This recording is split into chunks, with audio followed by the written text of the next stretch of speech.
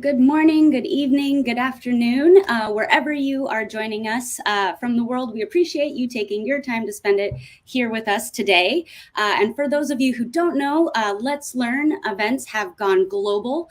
So we now have events, 8 events to be specific, regionally all around the world. And we really hope if you're not able to join this event or you'd like to join one in your regional time and with your local community, please feel free to take a look at all the events we have planned for the next 4 weeks. And we'll get that link up there for you in just a moment.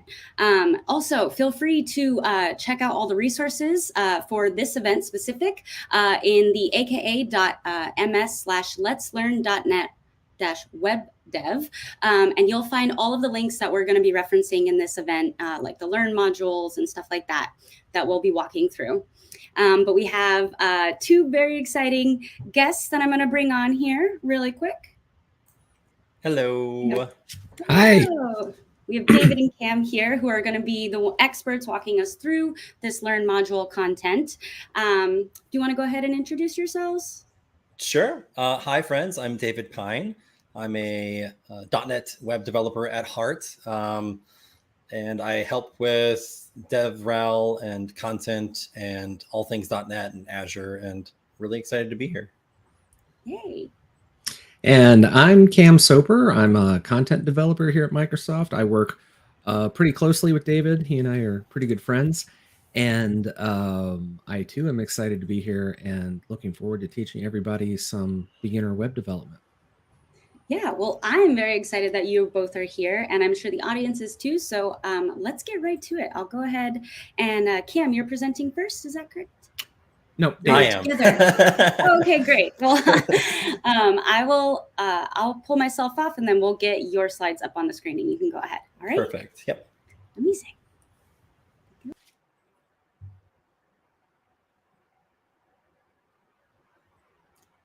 Sweet. Awesome.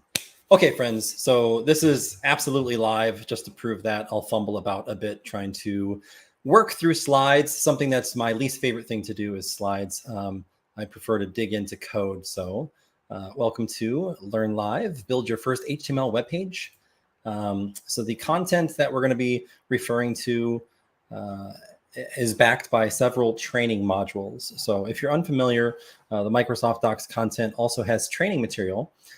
So if you follow this aka.ms/letslearn.net-webdev, it will take you to a collection of various training modules that are going to be covered here in more depth.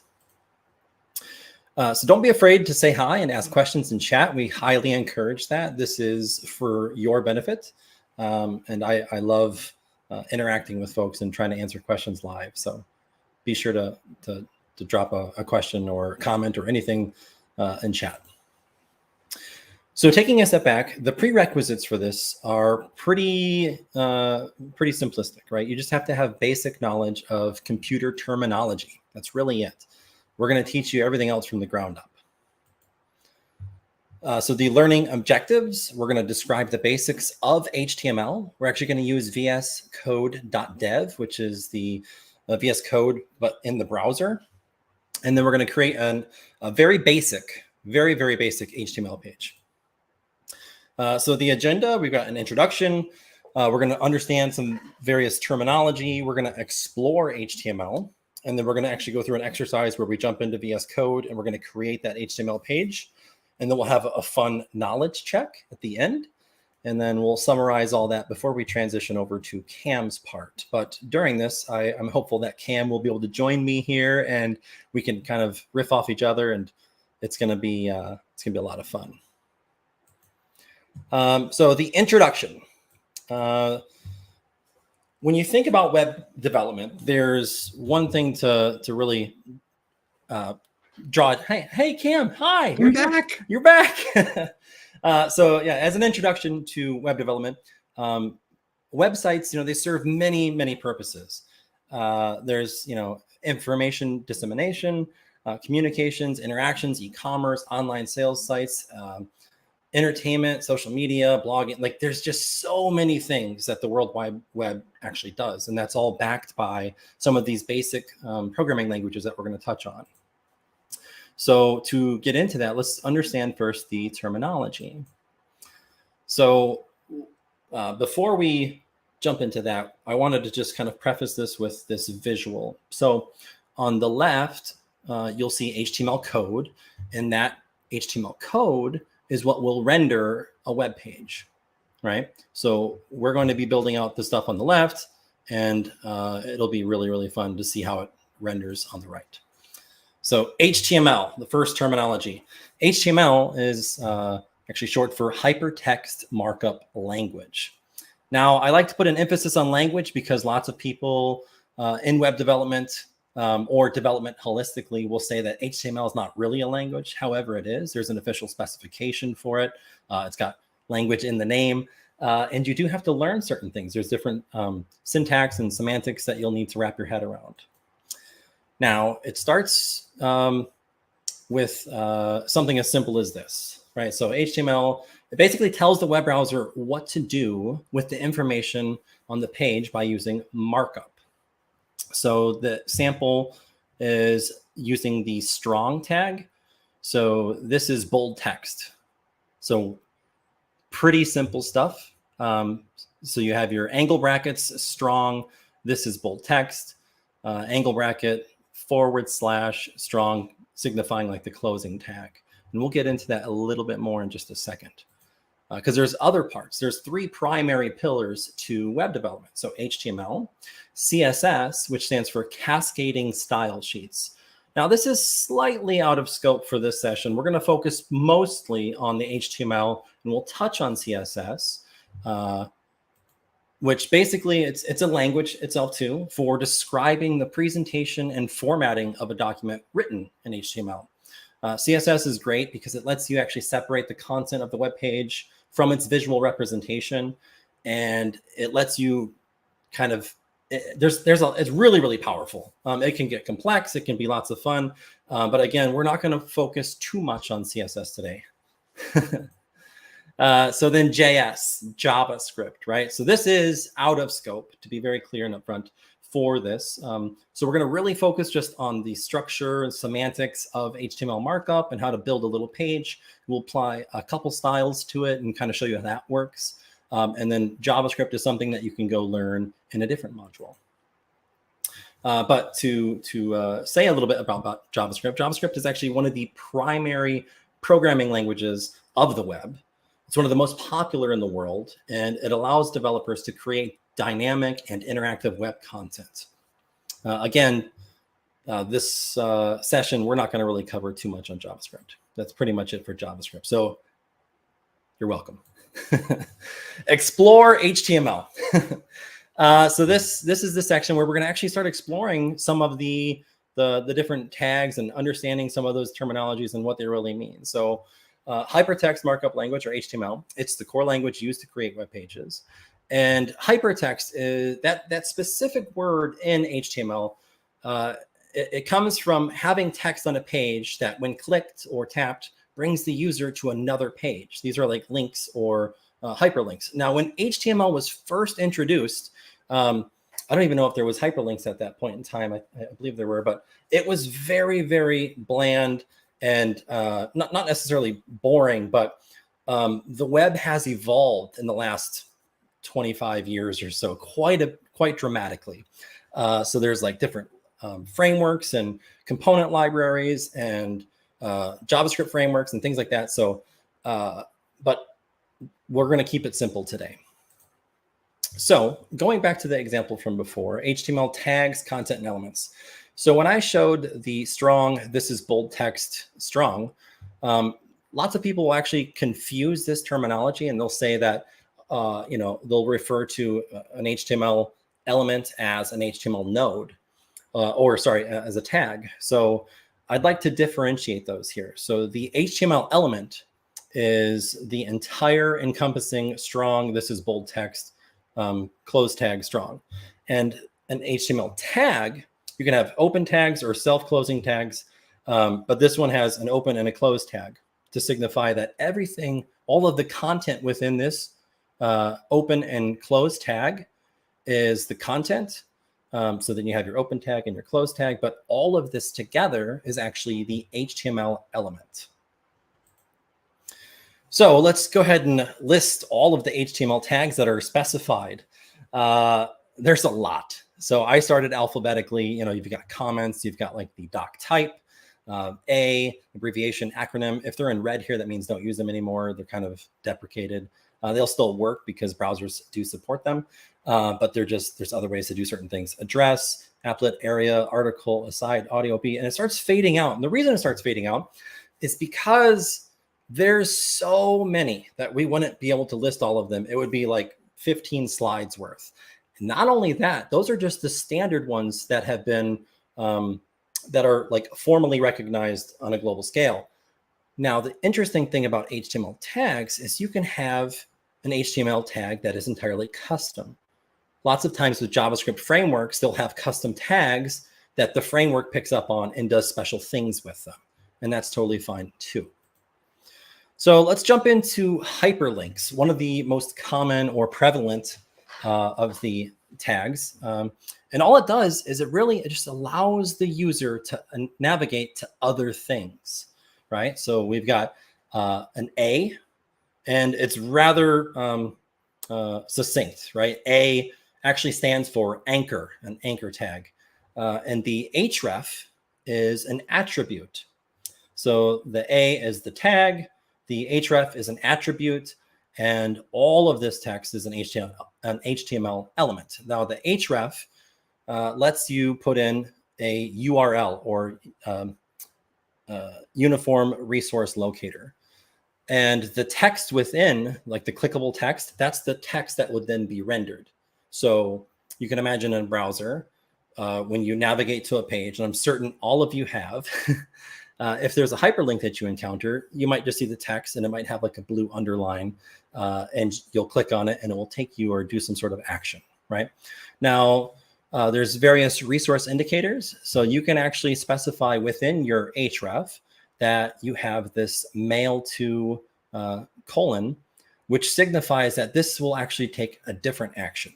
So this will point to a resource and it will open up your machine's default mail handler, whichever that is. Like I think for Cam, yours would open up like Outlook, or mine would open up something else, or whatever it is, right? So whatever app is registered in your operating system as a mail protocol handler. Absolutely. So then we get into other sorts of HTML. This is an unordered list, and lists are very, very common, as are anchor tags and things like that. So an unordered list is signified by a UL. So it's kind of abbreviated, right? UL would stand for unordered list. And David, let me ask a question real quick. What is the difference? An unordered list implies the existence of an ordered list. What's the difference? Yeah, good question. So we talk about an ordered list right after this. Okay. So inside an unordered list, imagine that these LI stands for list item. So these are the HTML element UL contains children, and the valid children for them are list items. So if there was no list items under this HTML opening tag, there would be nothing to actually render. So nothing would be rendered over here. However, since we've got LI, first item, LI, second item, and so on and so forth, it renders with like a bulleted list, meaning that there's no order signified with its rendering. Now, the same is true for ordered lists, in that an ordered list element will have LI items underneath it. And if they don't, there's nothing to render. However, since it is an OL, it's an ordered list, it will automatically number the entries here. And you can actually specify with attributes like where you want it to start from and things like that. If you want it to be 0 based, or if you want it to start from 10, or whatever the case may be. It's pretty neat that you can put elements inside other elements like that. Yes, so that's essentially the basics of HTML, right? Everything has like a natural hierarchy, and we'll get into that once we start showing the code example itself. So another very, very common HTML element is the IMG, and that's short for image. So the image tag, it's used to display, as you might imagine, images on a page. And there's two, I will call them required attributes. Technically, there's only one attribute that's required, and that's the source, because without the source, the image won't render anything, right? So the source points to another resource, in this case, a headshot.png. So an image file of a headshot that will be represented by that image element.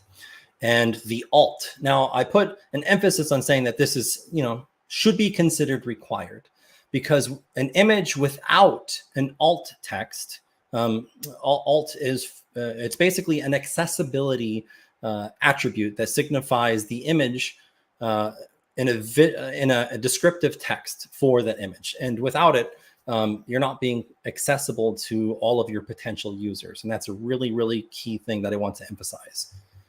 It's also not just for accessibility reasons, but also for situations where you might have users who have constrained bandwidth, or are using text-based browsers because of older hardware.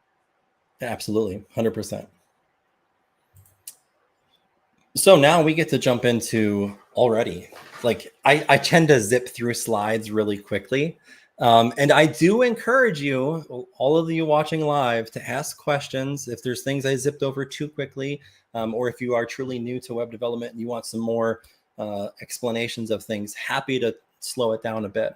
But Jayme, if you could switch over to my other share. So what we've done here is I've opened up vscode.dev. So vscode.dev is essentially Visual Studio Code, but in a browser. And all of you watching live can do this right now and experience VS Code in your browser.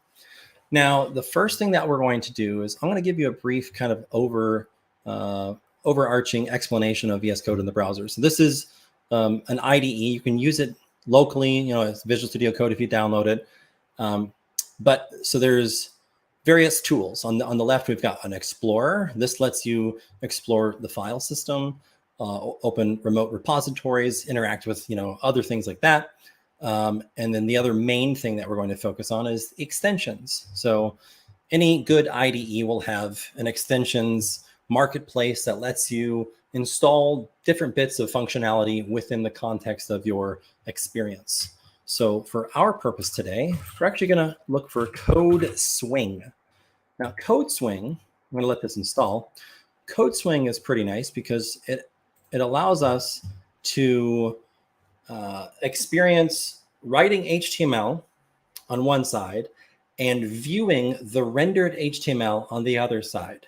So it's great for learning. It's great for educating people on here's the input, the source HTML, and here's the rendered result. So I believe that's been installed now. So I'm going to open this up and I'm going to hit F1. That will open up my command palette. I'm going to type in Code Swing, and we're going to do Code Swing, new swing, or open swing, new swing in directory. So, what? Uh-oh. See, this is live, totally live. How about I do I need to do new? Let me see real quick. I've got notes. Give me 1 second. Actually, Code Swing, open, initialize workspace. No, it should just be new swing. Not in a new window. Would it be a new window? No. You don't have a workspace open, so there's no directory. Is that the case? Let me try that real quick. Let me just see. Yes, I'll trust. Okay, that's the workspace, but I think it's different than that. Anyway, so Code Swing. Well, that I guess you're right. Yeah, you do need to have that. Okay, good call out. Thank you, Cam. So you'll first open up a workspace. What I've done is I locally have a folder on my file system, like in my desktop, that is just called resume. And you can start with it being blank if you want. And then what you're going to do is you're going to select the template to use. So we're going to choose basic HTML only. And what we're going to get is our HTML on the left and the code swing results on the right. And I'm going to pull up a bit of markup here. Bear with me for a moment. All right, paste this in. So over on the left, you'll see that we have some markup. So I'll collapse a few things as we kind of traverse through it. So the markup has at the very, very top. So if you recall earlier, we said that you can start with comments, and comments are great for HTML. But there can only be one. So this is kind of like Highlander. There can only be one HTML element for a given page. So this will have all of the children, or its dependents, and the top two children are a head and a body, much like you can visualize a human. So we've essentially in HTML, the specification has personified human nature, in that HTML, this document will have a head and a body, right? So inside the head, it's very common for it to be used as a container for metadata. So what does that mean? So like link, style, script, meta, all of these various tags are what you would put inside the head. And what that does is it really tells the browser various metadata things about the page that's rendering. And search engines will use that for crawling and indexing, and they can use it for also for generating previews. When you just, like in social media platforms, for example, if you have a URL and you paste that URL, you'll notice that it renders like a preview of that, essentially. Like you'll get like the title and stuff like that, or description, or an image even. That's all possible from the head elements containing various metadata, right? So that's the head, and here, right, we've got our name and resume. As you can see, we're going to build out a resume. So let's just minify the head and then expand the body comment. So the body element defines the document's body. And this is where it contains all of the contents for the HTML document, such as headings like H1, H2, H3, paragraphs, P tags, images, the IMG, hyperlinks, our anchors, or the A, tables, lists, all of those various things. So anything that's actually going to render within the page will live inside the body. It's kind of like the head is sort of like the cover of the book, and the body is the book. Absolutely. Yes, I like that analogy. So let's minimize this and expand this. So as you see here, we have the body. We've got an H1, and it's proper for a page to have only one H1, because that's your most significant heading. So in this case, the name. And underneath here, we're going to add an email address, and we're going to add inside an H2, social media, education, an experience. And these are all H2 level kind of elements. And on the right, you'll see them render in real time as we add them, right? So I've got a little bit more code here that I'm going to paste in. This is for the email address. So before I do that, let's put in a name. Let's take on the persona today of Ada Lovelace, right? So I'm building out not a resume for myself, but for the 19th century, the world's first programmer, Ada Lovelace, right? So I'm going to paste in a little bit of code here. We're going to say her email address is as follows.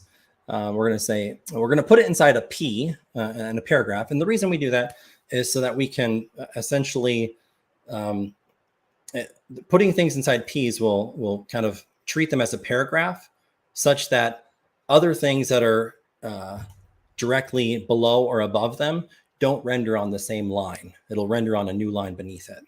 And it gives you some control when you get into things like CSS later on. That you can specify, okay, here's what a paragraph looks like. It has this much spacing before it or after it or to the sides, or it has this text, this font, or so forth. Absolutely. So as you see here, we've got our opening A tag with an href of mail to Ada Lovelace at example.com.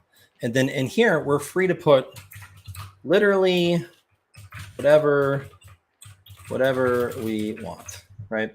So we'll leave it as Ada Lovelace, but the content within here could be anything we want. It could be an image. You can wrap anchors around images, for example, if we wanted to make an image be clickable, such that when you click on the image, it will take you to an email. If you have an image that says email me or whatever, right? So that's the email address. Now let's work into social media. Now for Ada Lovelace, she wasn't really around before social media was like a thing. So I do have an unordered list, and it's not necessarily super exciting, but you will be able to see that under social media, when it renders, it's going to have the bullets as I specified before. So the unordered list has list items. There's 3 of them. And within each list item is actually these anchor tags. And these anchor tags have links to other things. Like there's a link to GitHub, Microsoft, LinkedIn, the Microsoft company, and Twitter, Microsoft. And all of these have the names that signify where those links might take you, right? So if we wanted to get a little bit more specific, we could say GitHub, let's just do like at Microsoft, and LinkedIn, Microsoft, great. And one thing to kind of call attention to is HTML as a specification is very, very lenient with spacing. In fact, if we wanted to, we could have the entire HTML page rendered on a single line. We could get rid of all the space, but for me, I prefer being able to read it. So you can space things, you can tab it however you want. The nesting is all figured out by its amazing parser. So let's continue here and say LinkedIn. We'll put that on a new line so we can read it all in the same convenience. Don't want to do that. But you see that basically every, well, let's go ahead and break a few things real quick. What if I was to comment out this closing list? I think it breaks and doesn't render. But this would be a no-no, because what happens is we have our open tag for the unordered list. We have our first list item, and then we have our anchor opening tag and our anchor closing tag, but we're actually missing our closing tag before we get into another opening tag. So this is what you would consider malformed. And you see things will probably render, sometimes they'll render okay, sometimes they won't. I think the list item tag is one of those that can that the HTML parser can recognize, oh, there's no closing tag here, so we can just infer it. But like the specification expects an opening tag and a closing tag. And like David said, sometimes it'll still work. Sometimes it can infer things. Right. But sometimes it can't. But you really shouldn't rely on that. Right, exactly. Yeah, so this is essentially how you would do like unordered lists. And so for our social media, we've got GitHub and Microsoft and Twitter and all these different things. Let's do here at Microsoft. Cool, so that looks all right. And one thing I'll note is this is very minimalistic HTML. You'll notice in our head, one thing I didn't do is we didn't add any links to other resources like styles or scripts to reference JavaScript or anything like that. And that's intentional for right now. So what that means is the rendering that you actually get on the right is the default rendering for all of the different known elements standard to the browser. So you have control over that. You can say, I don't want these things to render this way. Let's change them. But for now, let's focus on adding education and experience, and then we'll look at tweaking some styles and getting a little bit more fun. So for education, another thing when researching Ada Lovelace, she didn't have a lot listed on her LinkedIn profile. But you know, you could put here the school name, for example, the major, the GPA, you know, the years that were attended for the specific education. And again, these are all, you know, standard HTML elements. And we've got our heading 2 stating education, so it gets more emphasis when it's rendered. And we get an H3, slightly less emphasis. You'll notice like a size change. H4, same thing. So they all render slightly different based on however the browser specifies it, unless you otherwise control it with CSS. And we've got UL, another unordered list with the GPA and years attended. And then let's put our experience in there. Now, she does actually have a lot of experience because her page on Wikipedia shows lots of different things that she was really into. So when she was working for Charles Babbage, for example, you know, that's when she was recognized as the world's first computer programmer. She's known for translating an article pertaining to the analytic engine that was done for the future prime minister of Italy. So she's really done a lot of really fun stuff. But so you can put your experience here in this, you know, you say science and research, another H4 signifying various things that she was a part of, and then the date range, and then an unordered list item, and you'll get the point, right? It becomes, markup becomes a bit repetitive, and that's where certain frameworks or you know, JavaScript libraries or SPA frameworks, Blazor, Razor pages, MVC, things like that become very helpful in that you can componentize repetitive things, add parameters to them, and have them render however you want, right? So let's take a look here real quick. So we've got all of this rendering out. This looks like a pretty good resume thus far. Let's go back up to the top. And one thing I want to do is I actually want to add an image. And I'm going to make this, let's see here. I'm going to copy this, paste this over here. So underneath email address. Now, the first thing you notice is that the image on the right is absolutely massive. And that's okay, because we can fix that.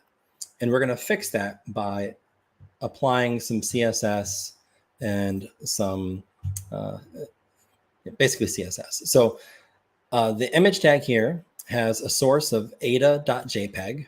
So if we look at that link and go back to our file explorer, you can see relative to our index.html file, we actually have ada.jpg, and that's where the file lives for her image in her resume. And next to that also, we have got a main.css file. So let's go back up to the top of our head, open this up, and then here, we're going to do a link with a rel equal to style sheet and an href to main.css. Thank you. And this is what's known as a, not all HTML tags are self-closing, and that's good to note. Like image is self-closing. So if we go back and look at the image, there is no closing node. We could specify it this way if we want, not necessary. It's self-closing.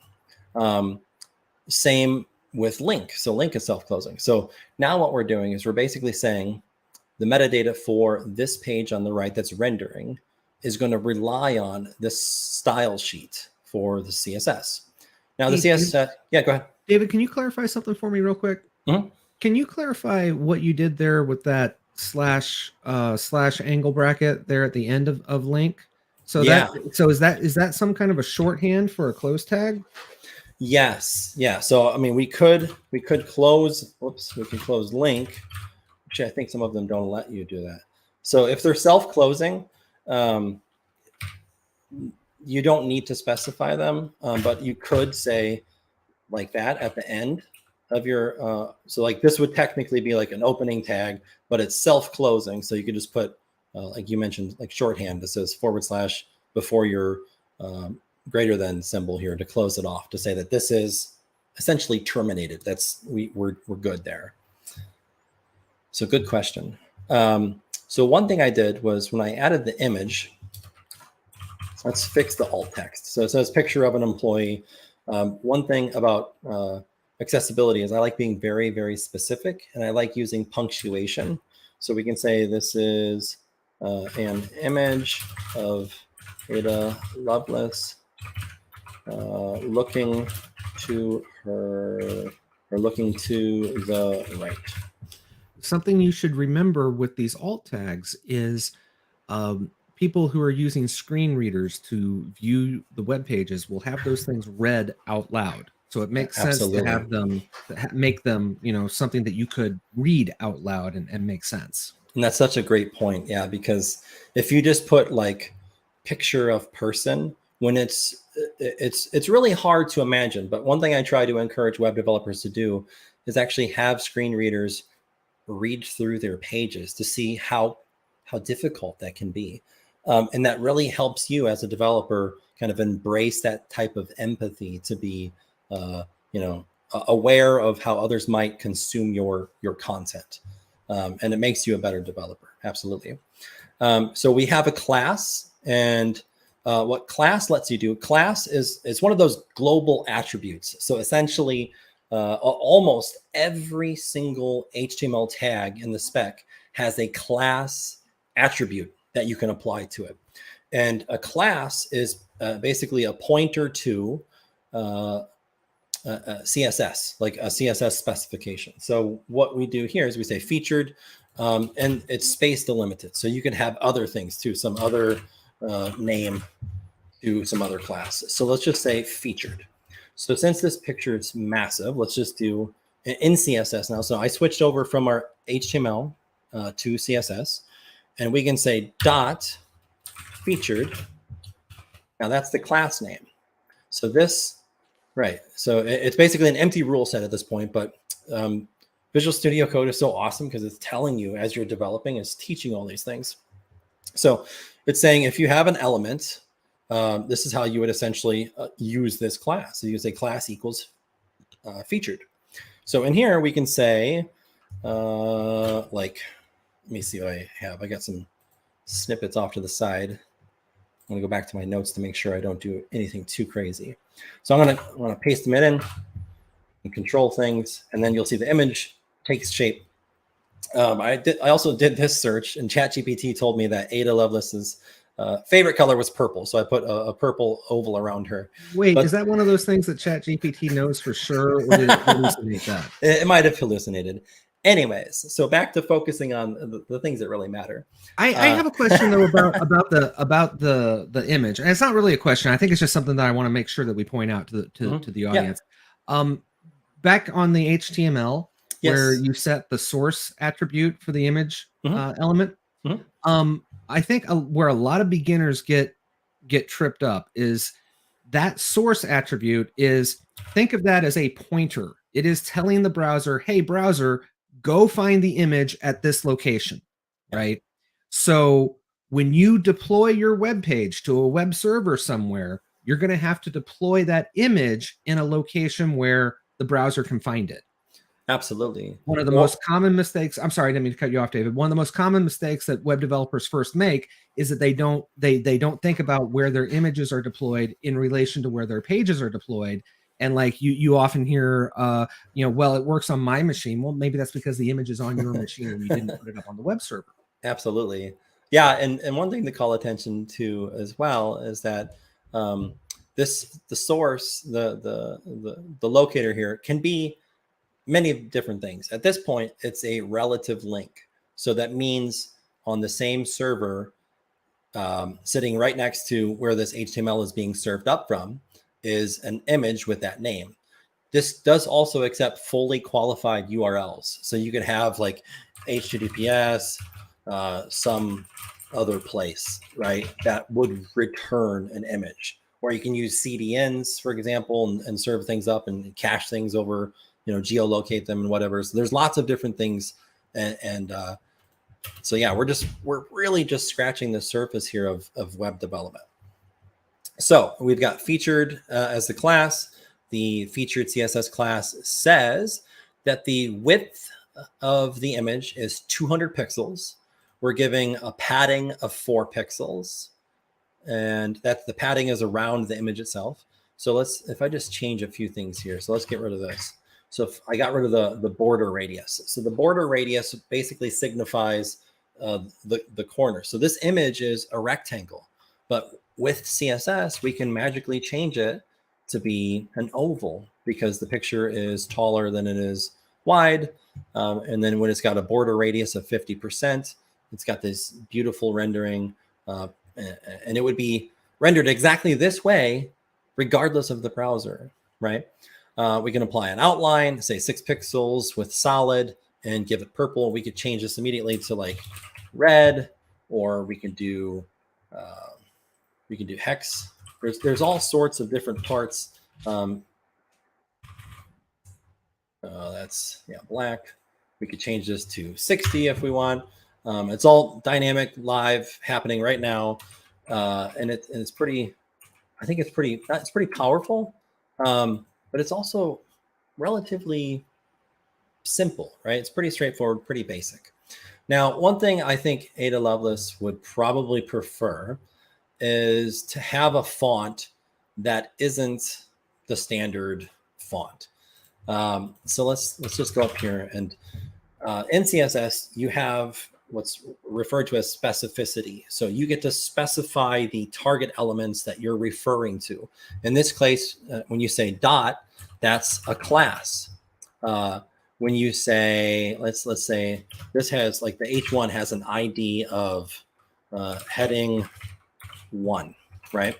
So heading 1, let's say we want to make that slightly different. So you actually reference IDs with the pound key. So pound heading 1, and then here we're going to say the color of the heading. Let's make it a blue violet. Why not?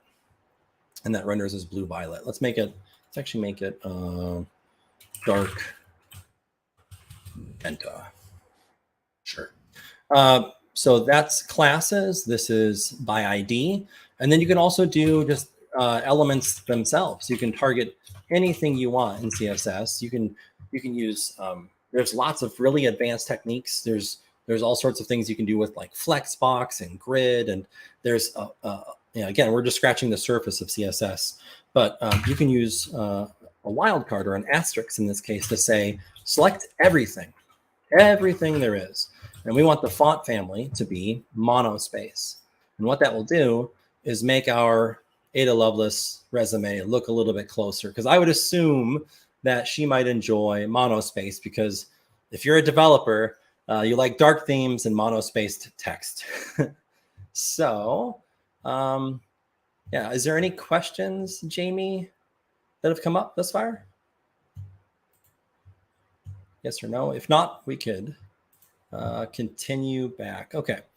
So Explorist is saying, in what order is an HTML page rendered by the browser? For example, when are script style and other odd tags executed? That's a really great question. So HTML is executed top down. So when the first and foremost, let's take a step back and talk holistically for the web. So when you walk up to your browser and you enter a URL into the URL bar and you hit enter, that browser goes and requests whatever is going to be served out of that endpoint. That endpoint, in the case of web pages, returns HTML or a document. That HTML has all sorts of things, as you can see, right? So in this case, our HTML for the index has the head, it's got the body, all of these things. Now, the first things that it's going to start doing is it's going to, once it loads, it's going to try to render the body content. But before it does that, it's starting to already pull other requests over. So when it first encounters this link, all this stuff happens kind of concurrently or in parallel. So when the document loads and it starts parsing it, it sees the link, the style sheet, and it says, let's go make a separate request for that CSS. The same would be true if we've got something underneath here that says script tag, and that we've got some JavaScript, right? That would then be a separate request. But in your browser, you can actually look at the network tab and kind of follow along. If you open up the document, you will see that the order in which those external resources or dependencies occur within the document are the order in which they're requested on your network tab. It's a very good question. Mm-hmm. Any other questions? I think that was the only one I saw come up. Awesome. Perfect. We were talking about your choices in fonts, though. We think you should use Comic Sans. Comic Sans. Let's see. Where's that? I don't know. I mean, I don't. I just did one that was already there because I want to type it in. Oh yeah. No. All right. Let's see.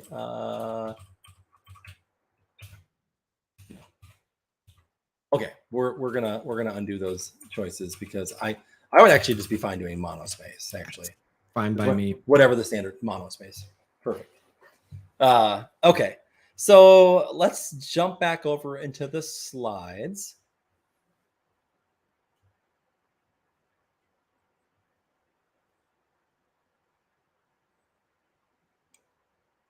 Slides. Ta-da! Okay. So that's the exercise. Here's some of the stuff that we went through. We created a page with a code swing. We talked through the structure. We added an email address, the social media bits, the education, the experience. We reviewed the code, talked through CSS and things like that. So now this is, I think, a fun part. This is where we get to do a knowledge check. And Jayme, is this where you come on? Is this the point where you come on and you try to beat all of our viewers? Is that what we were going to do, or is that not this part? I don't know. But you can go back over to the other screen share, or I could do it. I mean, you could ask me. Yeah, I could ask me the question if Jayme all right. And I'm just reminded there's actually one thing. Let's do this real quick. One thing I forgot to show, and this is relevant to the knowledge check. So imagine, let's go down to the bottom. Let's add this cool thing. Let's do a button. It says click me. And one thing you'll note is that the button, I can click it a million times and nothing happens, right?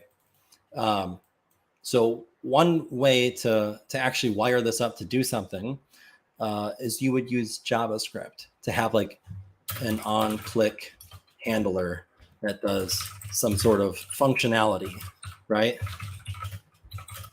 So, and I feel like, by the way, that this example that David is showing everybody is probably like the HTML / JavaScript equivalent of Hello World. Right. Yeah. So we've got a button. Now, alert is actually something in the global scope. And this is a JavaScript function. It's built in. It's very, very simple. But so just to be clear, the way to get buttons to handle and do something is with JavaScript. So now when I click it, it says hello world. All right, cool. Now, knowledge check. The reason that's important is because I know the last question. Okay, so knowledge check. We're going to check your knowledge of the programming for websites. So question number 1, strong, make me bold. Strong is an example of which of the following? Is that a tag, a script, or an element? Well, enter your thoughts in chat there. I want to see who can beat Cam. What do you think, Cam? Well, I'm gonna work through it so I can eliminate the middle one, script, because there's no script in there at all. Mm-hmm. And if I remember right from earlier, we said that the tags were the things with the angle brackets, right? The less than, strong, greater than, and less than, / strong, greater than, right? So those are tags. So I guess the whole thing there is the element. Okay, I like that thought process. There was lots of people that chimed in, notably several before you. So just to say they beat you there. All right. So what does a hyperlink do in HTML? Does it enable a developer to style text? Does it create a bulleted list or allow a user to navigate to other things? So I'm pretty sure that a hyperlink is the full word. When we say link, that's an abbreviation of hyperlink. So I'm pretty sure we're talking about allowing a user to navigate to other things. Okay. And then finally, Hey, fireworks. Fireworks. All right. To make a button open in a new tab when clicked, what technology should we use? Well, CSS is for styling, and that middle option doesn't really mean anything. I think what we're talking about is JavaScript. All right, let's check the answers. Bing, bing, bing, bing. You got it. Yay. Hey, look at that. That's awesome. All right, cool. Let's go back to the slides. Looks like a lot of our folks here that were watching had them all right. I love that Fuel Snable said, I have no idea. All right. So in summary, we looked at a lot of the basics, right? We did some very basic things here. And the training modules themselves, they go a little bit more in depth. They have you do it rather than me doing it and kind of talking to it. So I encourage you to check those out. But we learned the key terminology for HTML. We differentiated HTML tags from elements. We talked about some of the very common things. We talked about the execution of HTML as it renders in the browser. We talked about JavaScript a tiny bit. We actually built out a resume for Ada Lovelace, and we had Cam get his butt kicked in the knowledge check. So how do we do? Here's some resources for this segment of Let's Learn Live. The first one is the URL list, letslearn.net-webdeb. And the other one is from Mozilla, our friends over there, their docs department, where they have all of the elements listed in the various categories. So if you're curious and you want to take it a step further and understand some of the semantics behind how to use and when to use various HTML elements, I encourage you to check that out. And with that, that's my portion, and I can't wait to partake in Cam's. Thank you, friends. Good job. Thank you. So Jayme, do you want me to just take over, or are you going to handle the transition here? Do we have a break? I don't remember if we have a break. I should switch over to the studio chat. Okay. There we go. I was like, get me back on there. No, yeah. So we don't have any more questions in the chat. It looks like hello, Kitty. You've all been handling them as they kind of come in, but feel free to continue putting your questions in the chat. We're monitoring it. Cam or David are answering them there. We'll also answer them live if we miss it there. But yeah, everybody did really good in the knowledge check. Good. If you do want some of those resources, you can find the modules right there at the aka.ms/letslearn.net web dev. And yeah, I say let's go right into it with you, Kim. All right, let's go ahead and throw my screen up there, and we'll get started on this next part. So we're going to be working through a training module that we have out on Microsoft Learn called Create a Web UI with ASP.NET Core. Now, it's going to take a few steps forward. If this session that David just did, if that was new material for you, you're probably going to feel a little bit lost in this one, just a little. And I'm going to explain as we go. But we do kind of assume that you have some experience with writing C# in this one, and more than just the beginner level of HTML. So there might be a little bit of a learning gap, but I promise we'll keep it as simple as we can, and we'll answer all your questions, and we'll point you toward other great resources to help you get caught up on anything that you missed. So one thing that we like to do with these training modules is we like to contextualize them within a sample scenario. And in this scenario, you work for Contoso Pizza, and your manager has asked you to develop an inventory management app to list the different pizzas that you guys have available at your pizza shop. So what are we going to be doing for that? Well, we're going to be making a dynamic web page to do that. So the last session that David Pine just did, he was talking about HTML as if you were writing HTML just in Visual Studio Code and laying out all the elements and deploying that page to a web server, and a browser gets pointed to that location and it requests the HTML page, and it reads it as what we call a static file. It's not dynamically generated, it is statically defined, right? What we're talking about today is using ASP.NET Core, which is a web development framework built in .NET. We're using an aspect of ASP.NET Core called Razor to generate dynamic web pages. So web pages that take account of things that are in a database, for example, like what we're going to be doing in this session. We're going to be listing the pizzas in a database. So we're going to write a program, essentially, that will look at the database and get the list of pizzas, take that list of pizzas and massage the data and transform it into an HTML format to feed the browser to display at runtime. I love the play on words. Feed the browser. Meanwhile, I'm over here thinking about pizza. Feed me.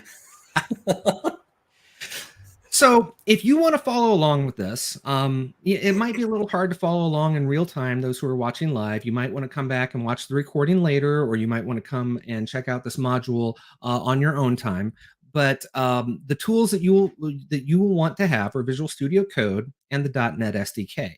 However, this module is written in such a way as you don't have to have those installed at all. You can use GitHub code spaces. And in fact, I'm going to be using GitHub code spaces as I complete the module.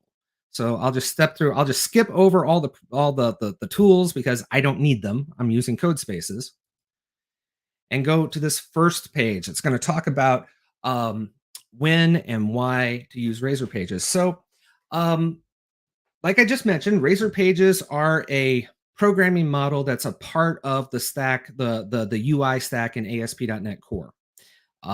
It's designed to be easily learned if you know HTML and CSS and C#. The files are organized in such a way to make them maintainable, and the way that it generates HTML is with a template language. That's what Razor really is a template language. You provide templates of HTML mixed with a little bit of Razor syntax that at runtime is evaluated and combines the data from, in our example, from a database with the HTML that you've defined in the template to create the rendered page.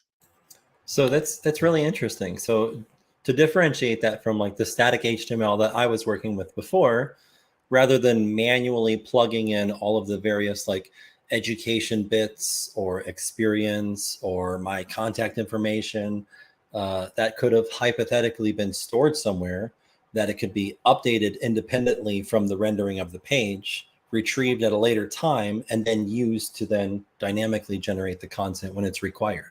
Absolutely. Taking your example and running with it, say we had a database of foundational computer programmers like Charles Babbage and Ada Lovelace and let's say Alan Turing. Okay. Say we had a database that contained the resume information for those three individuals.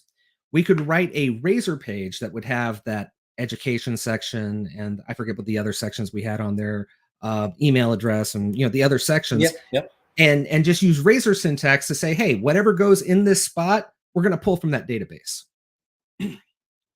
Love it. So I'm gonna kind of lead into the knowledge check that we're coming up to, just like you did when you're like, I better talk about JavaScript because there's a JavaScript question coming. The ASP.NET Core has multiple mechanisms for generating HTML content.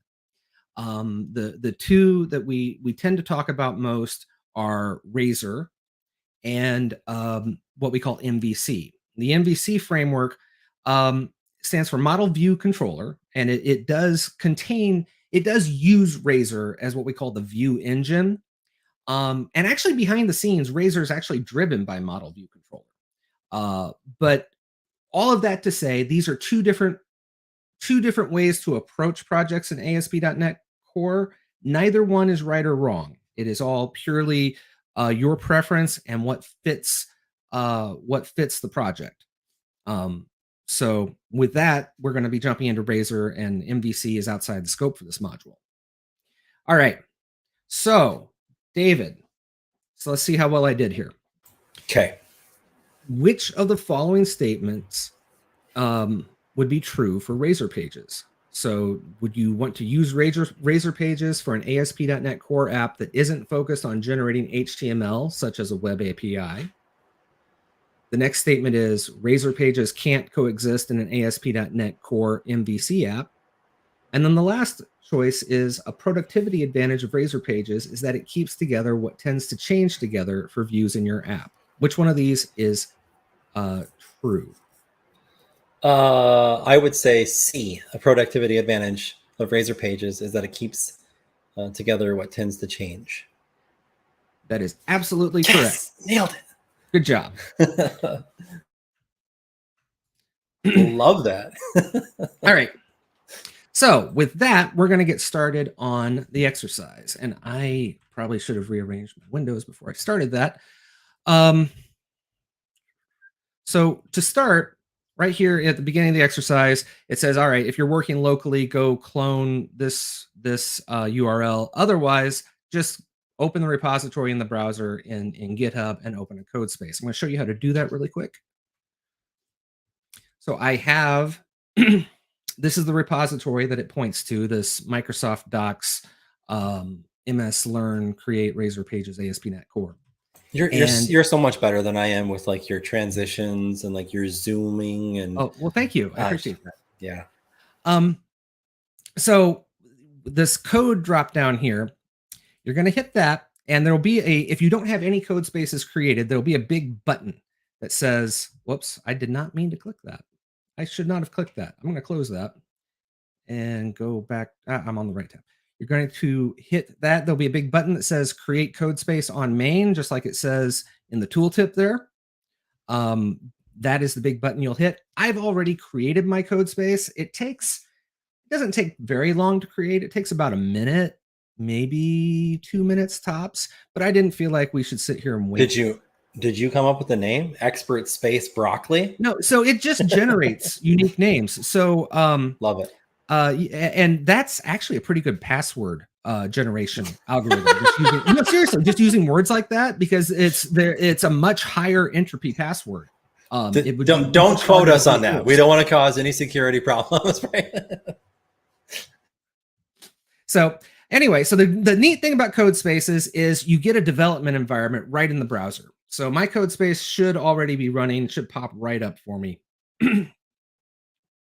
I might be starting it. Yeah, it had to start it. It was sleeping, but it doesn't have to build it. It just has to start it. So it shouldn't take long. While we're doing that, while that's starting, that code space that it's going to create is going to clone the sample app for this module. The sample app for this module makes the assumption that the other members of your team have already done the part of the application that's going to talk to the database. So it's just a brand new app, and they've already done the database plumbing. All you have to do is the page to talk to the database. Just for point of reference, though, what does it look like to create a brand new web app in ASP.NET Core? So I'm here at my command terminal, and I'm in my source, the directory that I keep my source in, and I am going to .NET new web app. Actually, that's the command I want right there. First of all, I just want to call attention to the fact that I absolutely love your command window, your terminal. Thank you. I love that, like the styles. I use a tool called Oh My Posh, which is lets you skin PowerShell like that. But out of curiosity, how are you getting like those options, drop downs, completion thingies? This is totally out of scope, but I just noticed that, and maybe I'll ping you offline. So I have a whole Oh My Posh, and there's like another, I can't remember the other module that I have in my PowerShell profile, but yeah, there's a PowerShell module that you can load in your PowerShell profile that will keep track of history. Awesome.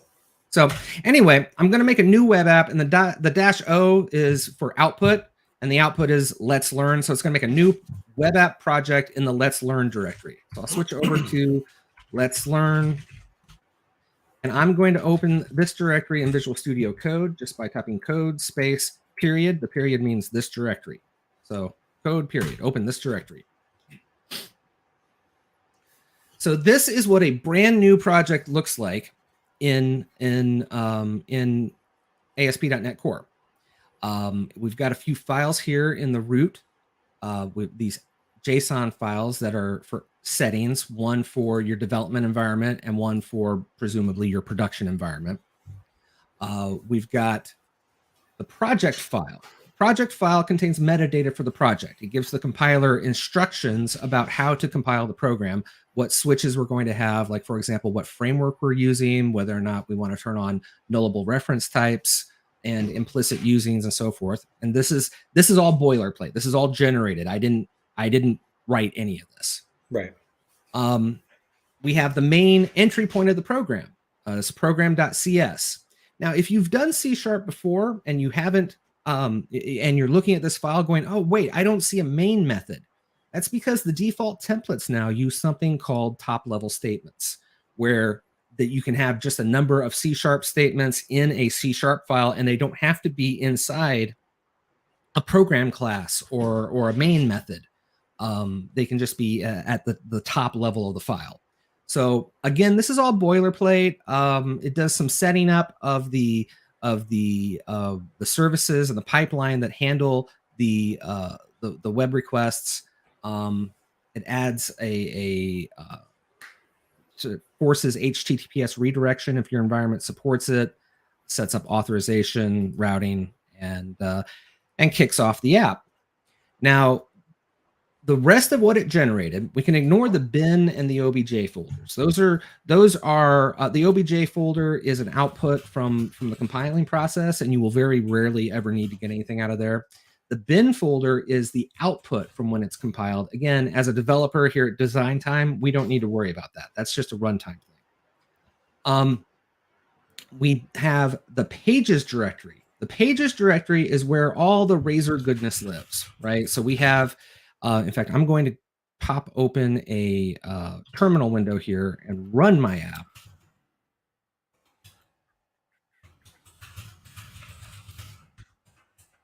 David, did you notice that I use a different Oh My Posh theme when it's inside code?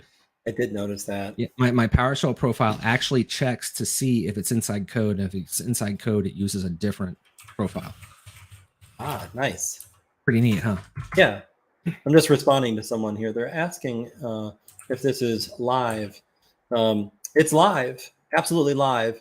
We are we're recording it though for later, just for other people to watch later on. But yes, it is absolutely live. All right, so the page is running. It's listening on this URL right here. There. Mm-hmm. I'm going to control click that. And I think it already did it open it. Where is it opening it? It's open. I've got so many browser windows open. I don't know where it's opening it. So I'm just gonna I am just going to go there directly. Oh, no, there it is right there. So there. Oh, ooh. Let me turn off. You know, this looks different than you're probably expecting because I have an extension that makes everything. That's cool. Mode. I like that. Yeah, here's. In fact, let's turn off the full screen mode so we get the. Let's pop this over there like that. Pop this over here like that. So we have an index page. We're looking at the index page. That's also the home page. We have a privacy page. You see, we have privacy CHTML and privacy CHTML.cs. That's this here. Okay. We have an error.cshtml and error.cshtml.cs. And you shouldn't see those unless something breaks. We have this shared directory. The shared directory contains common layout, what we call partial views that define the common look and feel for the app across all pages. Is there anything else we should point out here in just like the boilerplate? Not that I can think of. Yeah, I don't think so either. So that's the boilerplate. We already did the boilerplate for you. That sample repository that I created a code space on. This one here. I'll pop back up to full screen. This is exactly what I just showed you with some exceptions. All right. The exceptions are that we've added some more stuff. And this is what the rest of your team has done in this exercise. The rest of your team has created this models folder. This models folder contains a pizza model. This is a class. And if you're not real familiar with C#, this is going to look kind of new and scary. We try to keep it really simple. I would recommend that you go take some of the beginner C# training modules before you attempt this one. But we tried to keep it beginner friendly ish. All right, so they created the models folder. They created the data folder. And what's inside the data folder is what's called a DB context class. And that DB context class is part of a tool called Entity Framework Core. And we're not going to go into Entity Framework Core in too much detail. Just know that it's what we call the ORM, the object relational mapper, that's making it easy for us to talk to the database through code. We don't have to actually know a whole lot of SQL or anything like that to actually interact with the database directly. The next thing that they didn't add, we have this migrations. You know what? Full screen is not working. Let's just not do full screen. This migrations folder. This is actually created by Entity Framework Core, and it contains the instructions for the app to actually create the database. Again, out of scope for this module, but it's good to know what's in there. And then the last big change that they made was this services folder. And this service folder contains a class called Pizza Service. Pizza Service actually contains the code that interacts with Entity Framework Core to read and write data from the database. Again, the rest of your team handled this in this exercise. This isn't anything we want to worry about too much. You can certainly review it and try and get a feel for what's going on there. And it'll make a lot more sense to you if you take we have an Entity Framework Core training module as well that will, I think, explain a lot of what you're seeing here. The final change that your team made that I'm going to show you is in the program.cs. The only change that they really made here was they added, right where we had that add razor pages, that services.add razor pages method call, they added a services.add db context method call. And what this does is this says, hey, this is an Entity Framework an Entity Framework Core context. Take this context and put it in the dependency injection container so that we can inject it into pages and services that need it later on. So this is just wiring up all that database work that your team has already done. So let's take a step back real quick, just so I can wrap my head around that. So yeah, if you were watching all the way from the beginning and you saw all the basics of HTML and CSS, and you're wondering, how does this necessarily apply to continuing my self-education of web development? This might, as Cam's kind of exemplified, have been done by a different team. So it may or may not be your concern. But it's good to have this additional context to understand that there are various data stores and repositories and services that are capable of providing data, and whatever the external source may be. And as a beginning web developer, probably the most likely scenario you're going to find yourself in on a new team is something like this, where they have an existing application and you're adding a small little piece of functionality, or you're fixing a bug. Yep. So that was kind of our thought in building this exercise this way. Absolutely. So I'm going to jump back over to the exercise real quick there. We went through all that. We reviewed. We talked about all of that. We talked about how those URLs map to a razor page. We talked about what we haven't done is we haven't run the project the first time. Let's do that. There we go. Pull that out and dock it. there. There we go. So let's run that project for the first time. And what I'm going to do to run it for the first time is I'm going to right click, and there are multiple ways to do this. But just for simplicity's sake out here in Codespaces, I'm going to right click on the Contoso Pizza folder there. I'm going to say open an integrated terminal. And what that's going to do is that's going to open a developer terminal for me in this Codespace workspace I have up in the cloud. And from there, I'm going to run the app with .NET Watch. Now, you might have seen me run the app with .NET Run earlier. .NET Watch is a special kind of .NET Run that watches the files in the project, and if they change, it attempts to, and I say attempts to, load them into the application on the fly, transparently to you as the developer who's got the app in your browser.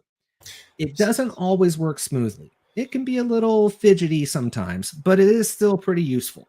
So there's a lot more moving parts. Like earlier in kind of phase 1, we were using CodeSwing inside vscode.dev to do the similar type of thing where we have HTML in one pane, and on the other pane, we had the rendering results for that, right? So this is kind of the equivalent, but with a bit more nuances, right? Mm-hmm. Actually, very similar concept. All right, so it's building right now.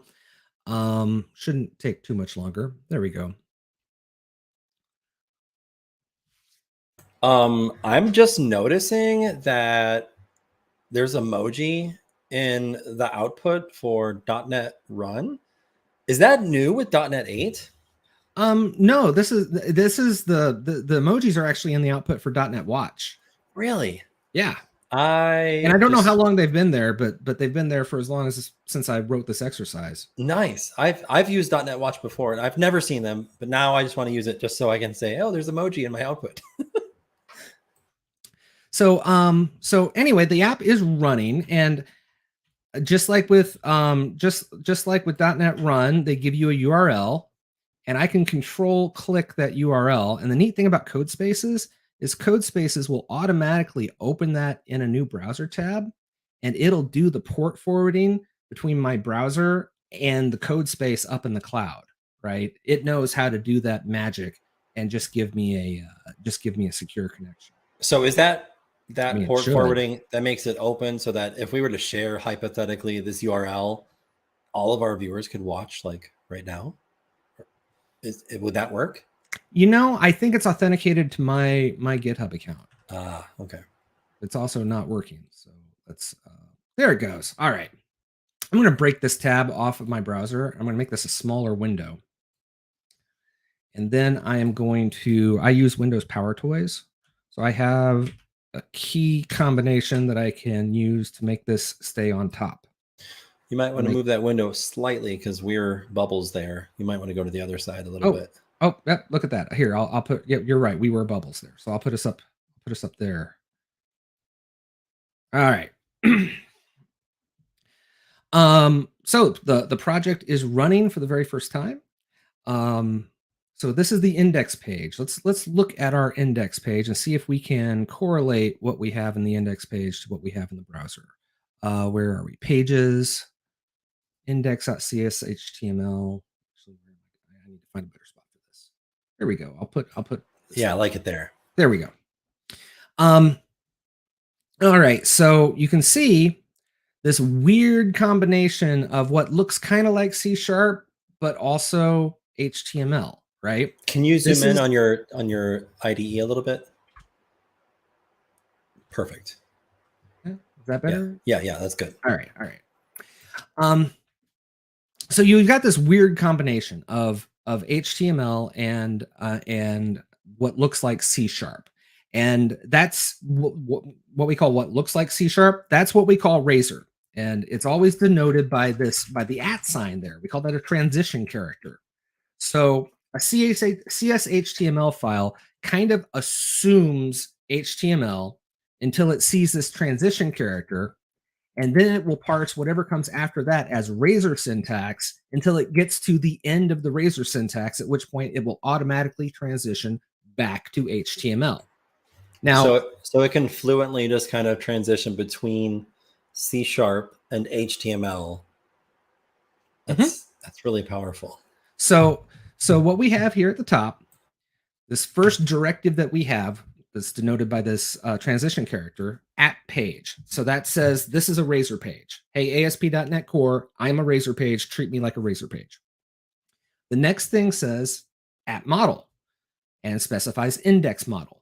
That specifies what we call the model type for this page. It's going to be the index model class. Well, where does the index model class live? Well, that index model class, if I open up index.cshtml.cs, there's the index model class. That's where it's defined. And you'll see that it just inherits from page model. And there's really, this is all boilerplate in here. It creates a logger inside the constructor just to log things, but it doesn't do anything with the logger. And it has an onGet method that, again, doesn't do anything because the default behavior does everything that it needs to do. So going back over to the index.cshtml, what we have after the model directive, we have a script block. So this script block is a transition character followed by a curly brace, followed by a block of C# code. And this block of C# code, all it's doing is it's saying, hey, there is a directory, a dictionary object called viewData. And that viewData dictionary has an element in it called title. An element with the ID of title. And I want you to take that item and give it a value of the string homepage. Okay. So what happens then at runtime is that string gets pulled out of that viewData dictionary and put in the browser title. You know, usually it's on the title bar or on the tab, like it is in this case. And then, so wait a second. Sure. So before, when we were looking at like the index.html from the first session, we had in our head node, we had that title element where we would specify the title for our page. So that's how you're able to change it just by using C# bits there and kind of header leaving. There's a little bit more to this that actually we're not going it's not really. I don't think it's covered in this module, but I'm going to show you real quick, David. Remember I said the shared folder contains the common layout for all of the pages. Mm-hmm. If we go into that layout.cshtml and we look in the head tag, okay, there's title, and you'll see that title is using that transition character to read from the viewData dictionary the title item, which is just injected there at runtime dynamically. Love that. All right, so heading back over to index.html, let's finish talking about what's in index.html. The rest of it is just HTML. We have a div element. Div elements are used primarily for grouping elements so you can more easily lay them out with CSS. Mm-hmm. Then we have that divs are probably used more than anything else. Oh, for sure. Yes. Then we have that H1 element, the big header, that in this case says welcome. And then we have right under that, we have a paragraph element that says learn about building web apps with ASP.NET Core. So we can just go ahead and modify these things right now. So I'm following along with the exercise in the module. I've got some code snippets in that exercise. I'm actually just going to copy the snippets from the exercise and paste them in as we go. So inside the C# code block, I'm going to change the title to say the home for pizza lovers, right? So we should see that. We should see that that title here on the tab expand a bit. That's a home for me then. Right. If Hanselman loves tacos, I love pizza. What about taco pizza? All the better. Right? That's my favorite. All right. So then the other thing that we're doing is we're just defining a variable. And this variable is a type. Again, if you're new to C#, this might look kind of scary, but all I'm doing is I'm defining a variable called time in business. And I'm saying that time in business is a type of what's called a time span. It represents a period of time. And that time in business is going to be equal to now, so datetime.now, which is the current date and time, minus, and then a date time representing, I chose August 14th because that's my birthday. August 14th, 2018. That's when we opened the pizza business. So I'm calculating the length of time that we've been in business. All right. Then I'm going to modify my H1. I'm going to say this to welcome, just to make it something longer and show that we changed it. I'm going to say welcome to Contoso Pizza. And then, oops, and then the next line here, that paragraph element, I'm going to replace with a new paragraph element. And that new paragraph element is going to use that transition character to transition to a C# function called convert.toInt32. And that convert to int32 method is going to take the days from the time in business time span, the total days property, and convert it to an integer, convert it to a whole number value, right? So the next line where it currently says learn about building web apps with ASP.NET Core, it's going to say the best pizza in town for X number of days. Now, if you're developing in a dev container on your local machine, or if you are developing on the bare metal, which is the SDK and Visual Studio Code on your local machine, and you're not using code spaces, and all of this in this browser with .NET Watch would automatically update as you change it and save the files. Code Spaces works a little bit differently, though. Code Spaces is always saving your files continuously. So in this scenario, .NET Watch doesn't work quite the same way. You actually have to manually refresh it. So I'm just going to come down here. If we look, all these changes, while I've been making changes all this time, .NET Watch has been down here going, oh, you changed a file. I'm going to hot reload. Oh, you changed another file. I'm going to hot reload. So those hot reloads have already happened on the server side. The browser is just not aware of them yet. So I'm going to refresh my browser. And there's the changes that we made. In fact, let's see if my tab, look at that, my tab changed too. The home for pizza lovers. Welcome to Contoso Pizza, the best pizza in town for 1,781 days. Oh my God.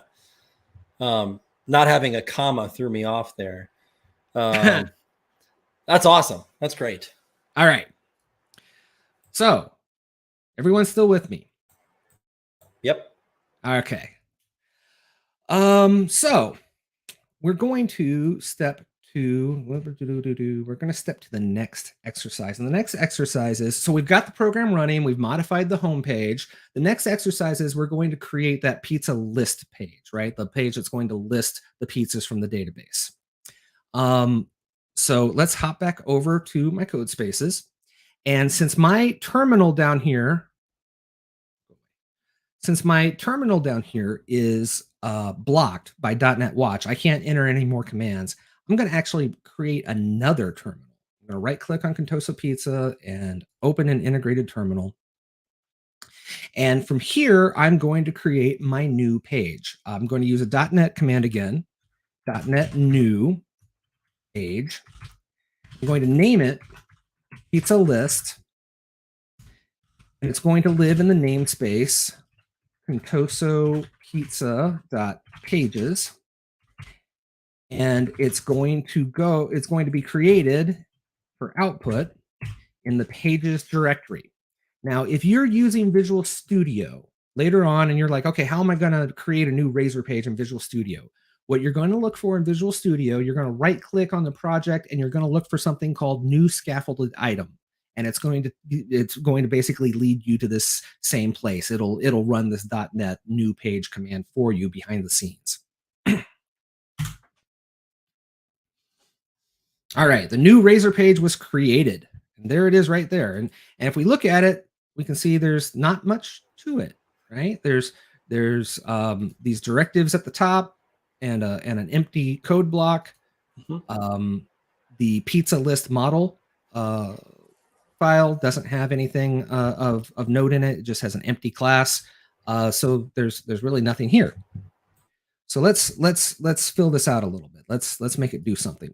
So I'm going to start just like we did with the index page. I am going to set a page title, and by setting the setting that title item in the view data dictionary. I'm going to call it pizza list with the little pizza emojis, because I like using emojis in my C# strings because you can. So I do that all the time. And then after that, I'm going to put an H1 with the same string. And then I've got a couple of comments that are just placeholders, right? They're just HTML comments. They don't get rendered. We'll replace those later on. Now that I've made those changes, since I added new files, sometimes that trips up .NET Watch. So I like to always reload .NET Watch when I add new files. So I'm going to go back to the terminal with .NET Watch. I'm going to hit Control-R. I'm going to rebuild it, reload it. It's going to be all good. Oh, so Control-R instead of Control-C, and it'll just force it to rebuild. Yep. Interesting. Yep. Okay. So now we have that page, that new where is my, there it is. We have that new page, but we can't get to it. It's not on the navigation menu. Now we could type in the URL for it. We know the URL. It's just like with the index and the privacy. We could probably just come to the end of the URL up here and just add it to the end. But let's go ahead and add it to that navigation menu.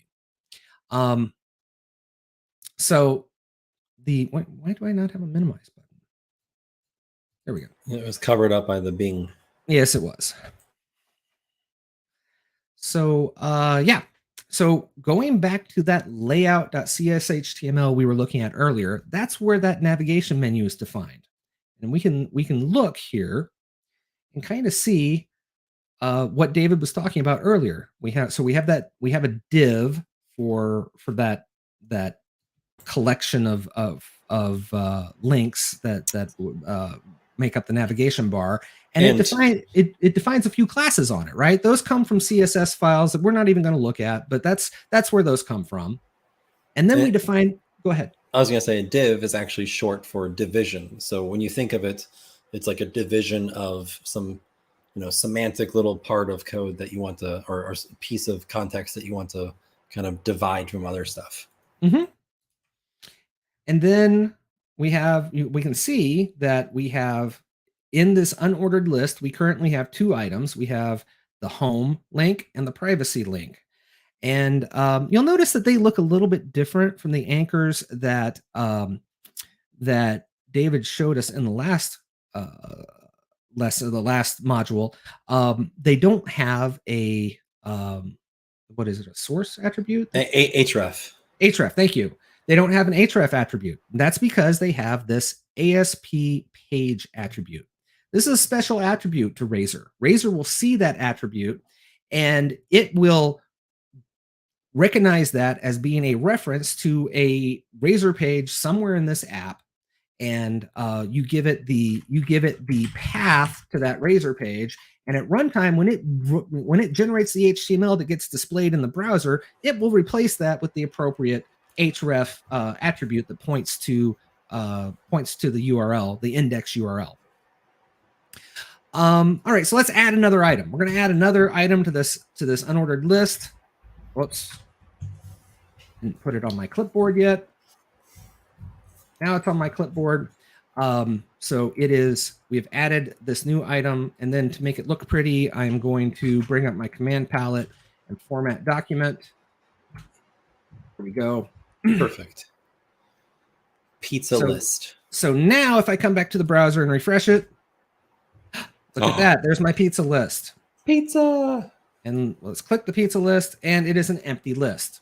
All right. Oh, that makes me sad. Yeah, no pizza makes me sad too. All right, so let's get some pizzas. And where are we going to get these pizzas? We're going to get these pizzas from the pizza service, right? Naturally.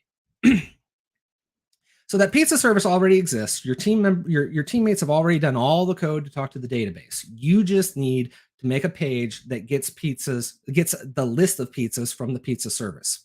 In order to do that, we're going to go back over to program.cs and we're going to register that pizza service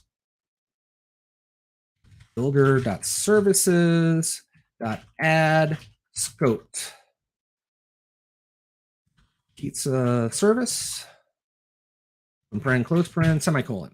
All right, so what's that line of code do? That line of code says, hey, anytime that a service or page comes to the dependency injection container and says, hey, I need a pizza service, I depend on a pizza service, give me a pizza service, the application will create a new pizza service just for that request and hand it off.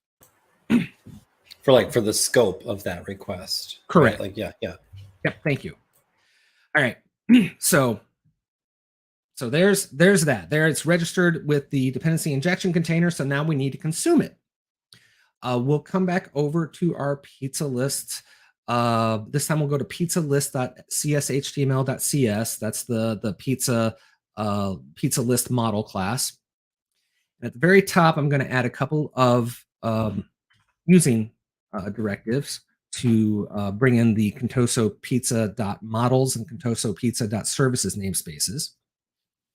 And then I'm going to replace the whole pizza list model class with the code that I have in the exercise. And we'll go over this code. We'll also format it to make it pretty. All right, so what does this code do? Well, as we already discussed, the pizza list model class inherits from page model. So it's a razor page. It has, the plumbing that goes along built into a razor page. It defines a pizza service field that is populated in the constructor. The constructor expects a pizza service before it can even create an instance of the pizza list model. So that's why the dependency injection, that's why we registered pizza service with the dependency injection container. So that when this razor page loads and it says, hey, I need a pizza service so I can run, the dependency injection container says, okay, I got you. Here's your pizza service. So we're going to take that pizza service in the constructor and assign it to this field. The other thing that we've done is we've declared a property called pizza list. This is where we're going to hold the list of pizzas. It is a iList of type pizza. And you might notice this weird little thing here. You might not be expecting this. Depends on your experience with C#. This equals default, exclamation point. This is a special syntax that goes along with a feature in C# that we call null safety. Because of the way that pizza list is defined as a non-nullable reference type, it has to be instantiated when it's created. This syntax, setting an equal to default with an exclamation point, tells the compiler, hey, in this case, I don't want this instantiated because Razor's going to handle it. It's going to be handled elsewhere. I know what I'm doing. I don't need it instantiated. I'm just going to leave it uninstantiated for now. And the compiler that way won't complain. If I get rid of this, get rid of that, give it a second. You see the little yellow squigglies on pizza list model tells me that the pizza list property must contain a non-null value when exiting the constructor. So there's some guardrails in the compiler. The compiler is trying to keep me from getting into a situation where I can have a null reference exception. That's fine, but in this case, I know what I'm doing, so I'm gonna go ahead and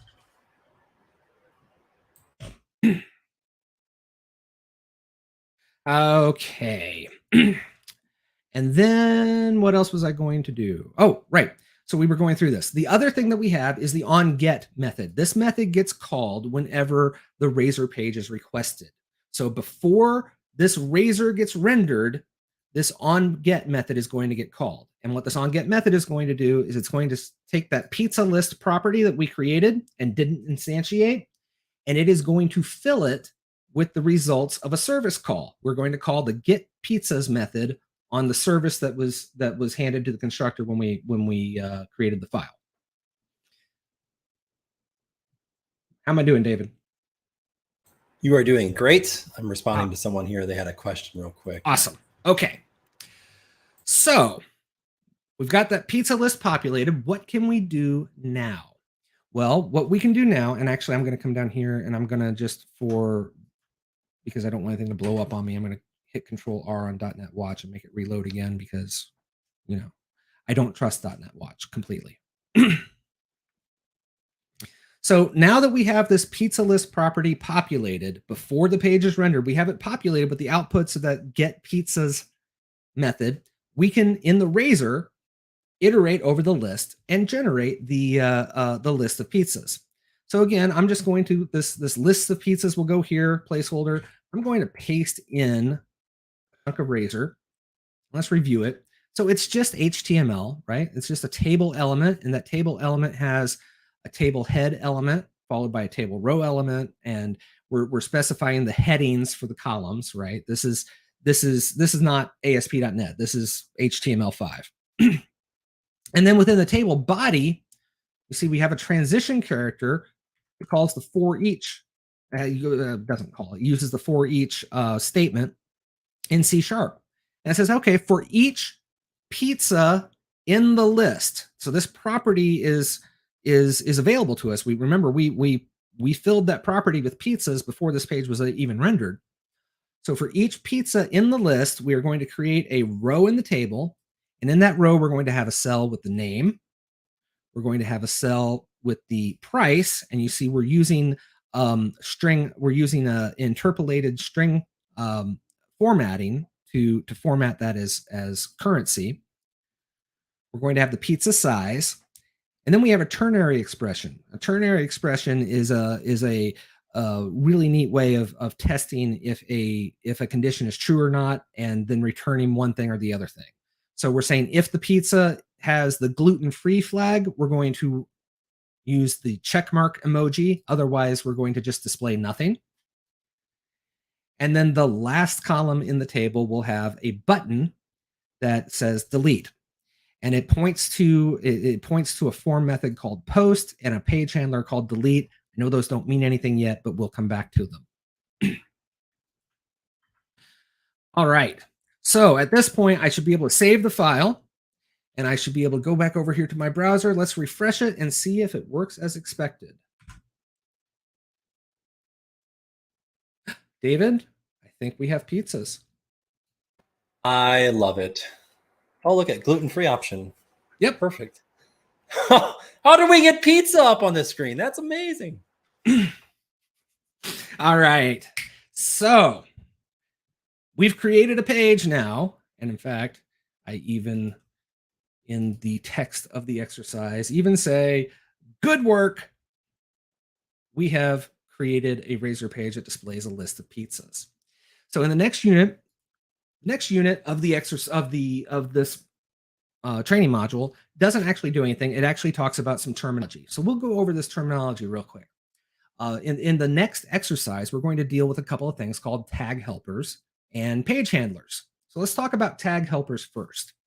If you happen to watch the stream, David and I and a few other folks here in Microsoft have a weekly stream on Mondays called On.NET Live. If you happen to watch that, this past week, we actually had a guest talking about his open source project that had a whole bunch of useful tag helpers.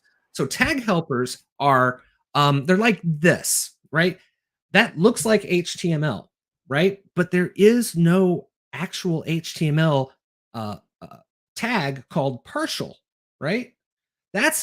Even though that looks like HTML and it's formatted like HTML, partial is actually a tag helper from ASP.NET Core. It's actually specific to Razor. Okay. And one of the reasons that's actually valid, according to the spec of HTML itself, is that you can have custom HTML elements, right? So again, frameworks can pick up on those custom elements and do certain things with them.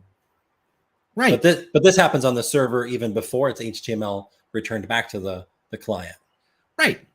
So in the case of the partial tag helper, say you have a little chunk of code that you need to insert frequently in multiple pages. You can create what's called a partial view. And the partial view would be just, that little chunk of code, that little subsection of text or code or whatever that you need injected into every page. The partial tag helper is the tag helper that facilitates that. You would use the partial tag helper and point it toward the partial view, and it would get rendered in the page at runtime. Likewise, we have a label tag helper. Now, there is a label element in HTML5, but the label tag helper extends it a little bit. We have these ASP-4 attributes, right? And that ASP-4 attribute is what binds this label to some property on a class. We'll explain more about what that looks like here in just a second. But essentially what we're doing is we're using metadata on a class to define some behaviors on the rendered page. Likewise, that same way, we have an input tag helper that you use for binding the existing HTML input element to a property on a class in ASP.NET. We have the validation summary tag helper, which generates a list of at runtime when you are submitting a form in Razor, you have the ability through metadata to define what is valid data and what is not valid data for that form. The validation summary displays essentially the error list. Here are the fields that don't match what the metadata described. So those are tag helpers. We're going to be adding a few tag helpers. We're going to be using a few tag helpers in the next exercise as we create the form. And then the other thing that we need to talk about is page handlers. So behind the scenes, how web requests work, there are the HTTP protocol, Hypertext Transfer Protocol, defines a number of verbs. And the verbs that you use most in the context of web pages are get and post. And a page handler is simply defining, hey, when a browser makes a GET request with this URL, how am I going to handle it? What am I going to do? We've already done the GET handler to go retrieve the list of pizzas when somebody requests the pizza list page.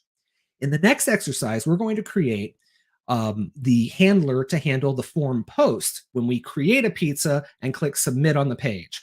How are we going to take that HTTP post and the payload that comes along with it and stick it into our pizza service object so it can go get persisted in the database? All right, so let's jump into that, and then we can tie up this Let's Learn session that I've had so much fun. And I know I'm running a little late, but hopefully shouldn't take too much longer. All right, so jumping back over here.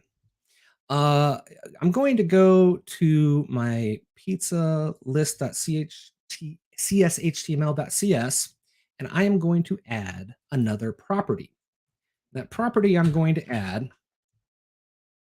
Yeah, while you're doing that, just a quick time check. We got about 10 minutes, and about 8 of those are ours, 2 for Jayme. And they want us to share something before we get off too. So. I only need 5.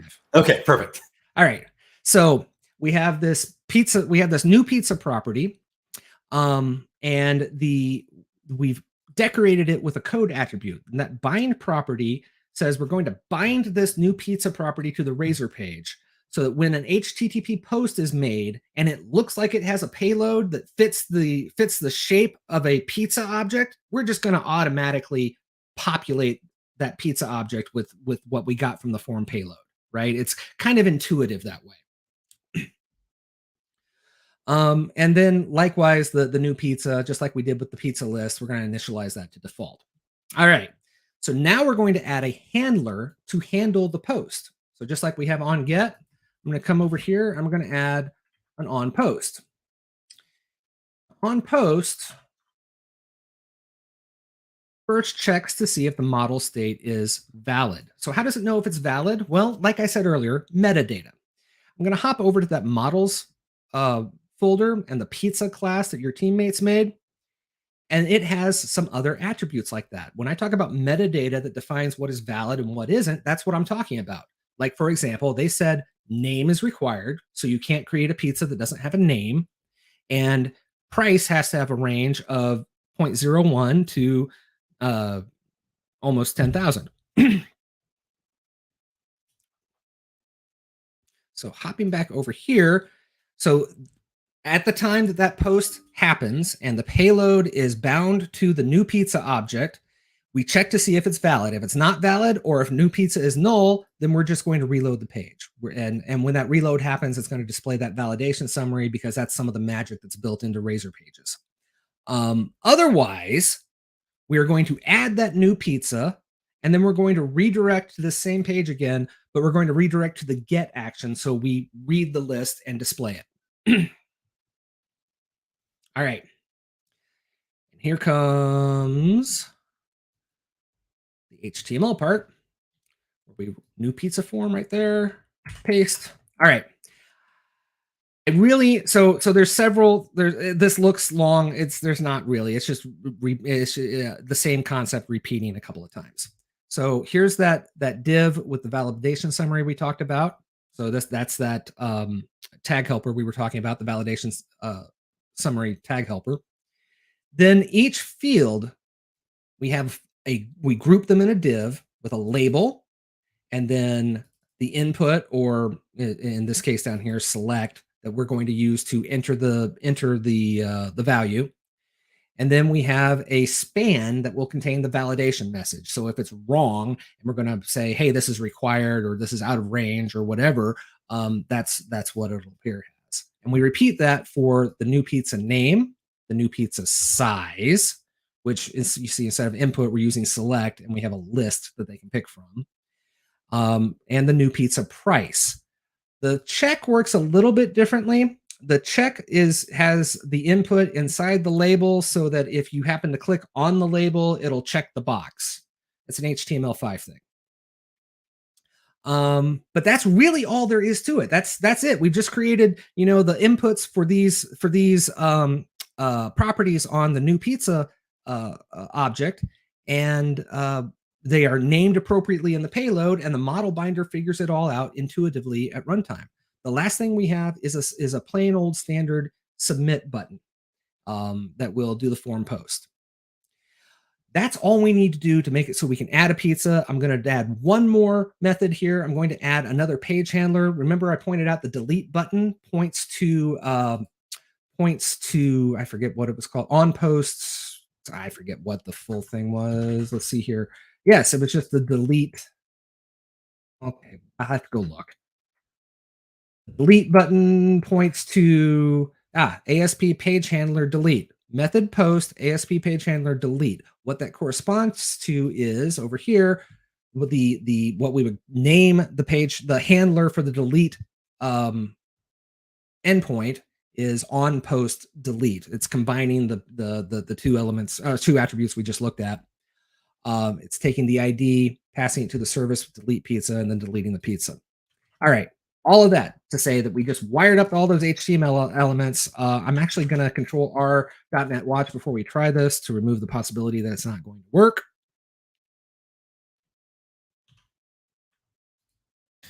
And while some of this was presented maybe rather quickly, and there can be some complexities, I still think it's amazing that it doesn't require a ton of moving parts to make this all come together. This is an end-to-end fully functioning app with backing services, pulling data from a database, and using the web as an interface to interact with these various data points. I think it's pretty awesome.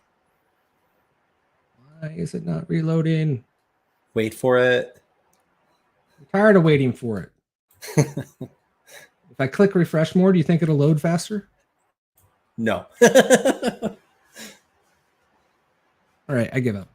We can say it worked. It totally worked. Well, I'm just going to .NET run it. With pizza! No, hold on. John had pizza going. That was our celebration. It worked. All right. Well, it would. I don't know why it's not loading. Code spaces must be freaking out on me. But I promise you, it worked. I promise you, there's a nifty little form. Looks like this. With what button combination did I just push? Don't worry about it. I think we're getting close to our time box. Yes, so we are close to our time box. So let's go back over to, yeah, how did I split Edge? I didn't even know there was a key combination to do that in Edge. Totally fine. We learned something today. Why don't we just quickly summarize what, kind of recap what we went through here? And we'll bring John on. He's got some stuff to share too quick before we go. Sure. So David talked to everyone earlier about some HTML basics and some CSS basics, and you learned what elements are and how static web pages work. Then we took a few steps forward. We skipped over some beginner C# stuff to get there, but we took a few steps forward to look at how to generate dynamic web pages with ASP.NET Core Razor. Absolutely. And so if you check out the link here at the bottom of the page, this is an aka.ms let's learn.net -webdev that John is going to speak to. Hi, John. Hey, folks. That was amazing. That was so cool. I had a blast watching you. I think this is so great. Like with our Let's Learn series, we go through and it's cool to show up at any level, right? Like, so right. But sometimes it's tough when you've been developing for a long time to kind of step back and talk, you know, like answer the beginner questions. Absolutely. Yeah, for sure. You guys did amazing. So this thing here shows, so first of all, these are the modules that you folks did live, and other people can go through those, and really recommend going through it because it's really easy to watch somebody do something and go, yeah, that makes sense. But actually when you click through and do it is really cool. And these modules are so great. As you folks showed, you can do this without installing anything. It's all in the browser.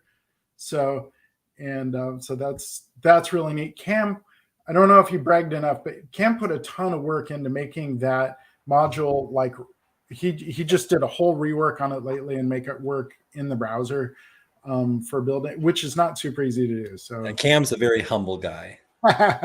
Thank you. After you do that, these are learning paths. So these learning paths go through a whole thing. For instance, this one here takes you through like, okay, you know, like doing quite a bit more, not just the UI, but like working with controllers and publishing to Azure and all that stuff. So, and then one other neat thing I wanted to share out here is there is this Intro to Web Dev course. And what's cool here is this actually has, it's got a repo. It has a bunch of different lessons that talk you through some other building APIs, publishing, Blazor and stuff. It also has an optional thing in here if you want to sign up for an email series. So the email series, you actually, it's really short. There's like just 6 of them. And it just says like, hey, last one, you learned this. This next one, you learn this thing. So it's really cool and low key. And it's not going to ping you like, it just does those 6 emails and then we're done. So, so this is a great thing. If you learn some stuff and you want to go further, this is a great place to do that. So that's all I had. Awesome. This has been great. Thank you so much, John. Oh, I do have one other thing. And Jayme was maybe going to bring it up if I wasn't going to, but if you go to this in here, we've got a whole event series going worldwide. Let me bring my, here, let me mute my thing. So here's we're fixing a glitch on this page, but we've got events in India, we've got Japan, Korea, Portuguese, we've got India, Africa, like Spanish, all around the world. It's so amazing. So that's awesome. So, yeah. That is great. Yeah. All right, I'll stop talking. No, it's great. Thank you so much, John. Thank you, everybody. I really appreciate it. I appreciate your time. Thank you for joining and sticking through us while we got all the way through to building an app. And thank you so much. Until next time, we look forward to seeing you then. Thanks, and have a good one. Thank you. Bye, friends. Thanks.